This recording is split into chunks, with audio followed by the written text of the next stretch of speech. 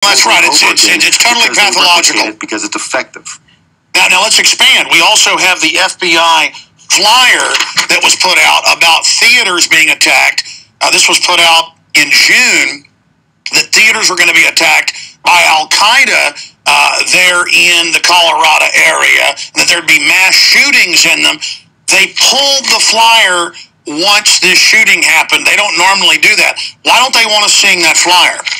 Well, if this was legit, Alex, they would actually be waving the flyer around and taking credit for warning the American people about this threat. The fact that they pulled that flyer, which I just learned from you, means that they have something to hide. And they don't want us knowing that they were warning that they actually had this plan underway. Perhaps they were picking up chatter, and then it was covered up. I don't know. But the fact that they pulled that flyer means that there was something to hide, definitely. Now, I know we have a lot of new listeners tuning in every millisecond on AM and FMs across the country.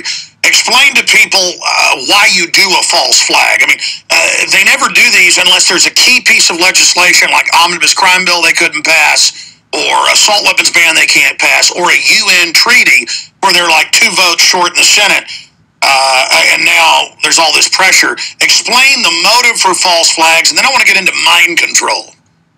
Exactly. Well, the unfortunate consequence of people waking up to the truth is that when people start to resist an agenda and they can't get it passed by conventional political means, they will get desperate and they will shed blood. They have done this time and time again. They did it in Oklahoma City. The timing of the Oklahoma City bombing was 2 years after Waco. Waco, like you said, happened exactly because of Ruby Ridge. The criticism the ATF and federal law enforcement was facing over their unconstitutional abuses and infringement on individual rights and the atrocities they were committing, that was all washed away with Oklahoma City, which happened 2 years the day after Waco. And then we look at this attack, which happens a week before a controversial gun ban treaty is going to be voted upon, at the same time that Fast and Furious has really taken the wind out of the sails of the gun control agenda. They needed something to push it over the top. Fast and Furious had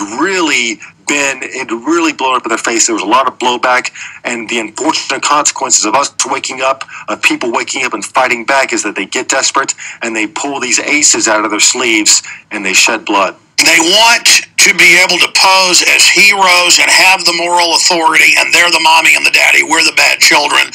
But don't worry, they're going to keep us safe now with more highway checkpoints and pat-downs at movie theaters and shopping malls. All of this is coming. And ladies and gentlemen, you cannot have pat-downs for evil. There is always going to be evil out there. The answer is guns. I want to show people a brief clip if they're watching on TV.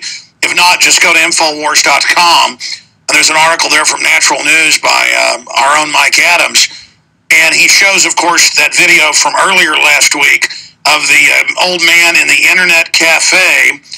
And they don't want people thinking like this and understanding that the answer to people coming at you with guns is that you have a gun. And here he is when 2 thugs come in with their mask on. He comes in and is able to stop them. Let's go ahead and roll that video. And then we can, after that, we can also direct people. A patron at Palms Internet Cafe shot 2 robbers. July 13th. The suspects survived and were arrested. And they come in, one with a baseball bat, one with a handgun. They come in to rob everybody. Everybody's got to watch this video and get it out to everybody they know.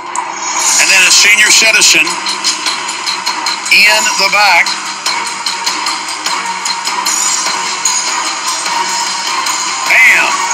shoots him and chases him out of the building. And again, it's already scrolled off the top news stories on InfoWars. So I'm going to have it reposted up there so everybody can see it. It's also at our Twitter, twitter.com/RealAlexJones. It says the media doesn't want you to know how the massacre could have been stopped. The link to the video is right there, twitter.com/RealAlexJones. Go there, get it out to everybody you know with the article. So again, getting back into mind control, what about McVeigh and mind control? They think we're so stupid. His doctor was Jolyon West. Tell us about that, Chris Emery. He's what we consider the Prince of Darkness, one of the worst mind control, as far as most competent, but one of the worst on a civil level. I believe he had Sirhan, Patty Hearst, and Jack Ruby as clients. Exactly. After when Lee Harvey Oswald was shot a couple days after being blamed for the assassination of JFK, they had to come up with a new way of neutralizing these patsies without making it obvious that they were shooting a witness. Sirhan was demonstrably a mind control victim. I mean, his own psychiatrist testified to this. Several psychiatrists testified to the fact that this man is controlled by other parties, and his doctor was Dr. Jolyon West, who actually got his start at the University of Oklahoma and had to leave after killing an elephant with LSD under MKUltra funding. He later went to UCLA. He worked on the Sirhan case, the Patty Hearst case, and we know now that the SLA, the Symbionese Liberation Army, which kidnapped Patty Hearst and brainwashed her, started out of the Vacaville Medical Facility a mind control MKUltra medical experiment. That is proven. And so Dr. Jolyon West worked on that. He later consulted and worked on the Jonestown case, where 900 people were killed under questionable circumstances. Jim Jones had a lot of CIA ties. They found tons of psychotropic drugs on the premises there that were being used to control these people. The whole embassy there in Guyana was a CIA substation. There was no diplomatic personnel at all. So it was obvious that there was some kind of CIA operation going on with that. Dr. Jolyon West worked on that. He later worked on Waco with the FBI, advising them on how to treat the Davidians. We saw how that turned out. Then after the catastrophic fire, Dr. Jolyon West is the go-to man for the media, explaining to the American people why the Davidians decided to kill themselves, which of course was a lie. They were murdered by the FBI. After the bombing, immediately after the bombing, even before he was brought on to be the doctor for Tim McVeigh, Dr. Jolyon West was flown here from California and actually mentioned by name by Vice President Al Gore in a speech as soon as he got to Oklahoma City as coming here to treat the victims.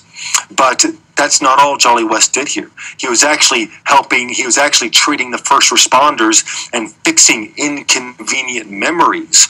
We know this for a fact. We have talked to first responders who were brought to federal mental health facilities and told to change their minds about the bombs they had seen inside the building, that they had actually come from. That happened a bunch on 9/11. Dr. Jolyon West was working on that. That happened in 9/11 at the Pentagon. They would take people and say, you need to go to the hospital because of what you saw, and then they would black out. Well, they've got, again, Devil's Breath, Halcyon, all of these.